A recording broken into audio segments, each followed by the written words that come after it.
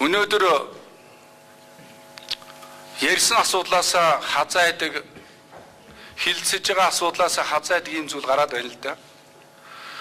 Сүүлийн үед энэ Нямдорж гээд нөхөр ороо болгоно телевизийн нэвтрүүлэгч шиг камер суучаад нэг юм яриад байгаа юм. Улаантлаг нь, цагаантлаг нь, урвагчлаг нь. Тэгээд нөгөө энийг хүн насаараа нэг зөниглөсөн хүн нэг зөниглөөд яриад байдаг да. Тэгэхээр би зүгээр энэ Нямдоржийг ахмад хүмүүс олон байгаа. Тэгэхээр Нямдоржийг зөниглсөн гэлээгүй.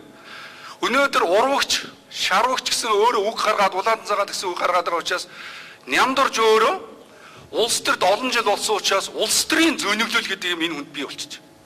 Тийм учраас ерөнхий сайд минь та энэ хүн энэ эх 4 жилд их олон зөниглөлийн ярих юм шиг байна. Нямдорж хичнээн ярих тусам төдий чинээ бидэнд ашигтай. Нямдорж шудраг дур гаргаж ярьдаг байсан бол өнөөдөр Нямдоржийг хүн хүлээж авах болцсон. Өнөөдөр Нямдорж биднүүсийг урагч гэж байна. Монгол Ардын Хувьсгалт намаас нэр дэвссэн. 2004 онд, 2008 онд, 2012 онд. Нямдорж бас адилхан олон жил Монгол Ардын Хувьсгалт намаас нэр дэвссэн. Өнөөдөр Монгол Ардын намаас нэр дэвших гээд устдаа очиж чадахгүй энд нөгөө сайдын халуун тушаалдаар зууралдаг үлдээний нэрсийн жагсаалтанд орчоод одоо үлгэж болоод зөниглөлтөй болсон юм байхгүй юу? Ийм учраас одоо Нямдоржийн олон ярьсан бити имзгэлээ. Эрдэнэ гişүн та нар имзгэлээ тэрэггүй яриад л Нямдоржаа өшөө яриул. Энэ талаар олон юм ярих баг. Тийм учраас хилцэх асуудлаас хитэрч ярьдаг хүн Нямдорж учраас би Нямдоржийн талаар ярьчихлаа. Ахаа би Нямдоржийн талаар юм ярихгүй.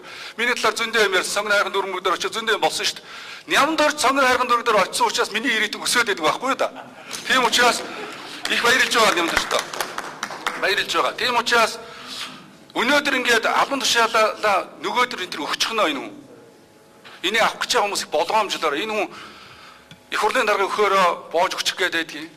Одоо хууль зүйн дотоод хэргийн сайд өгөхөөр их сандранда зүгээр одоо жудагтай гэж байх хэрэгтэй.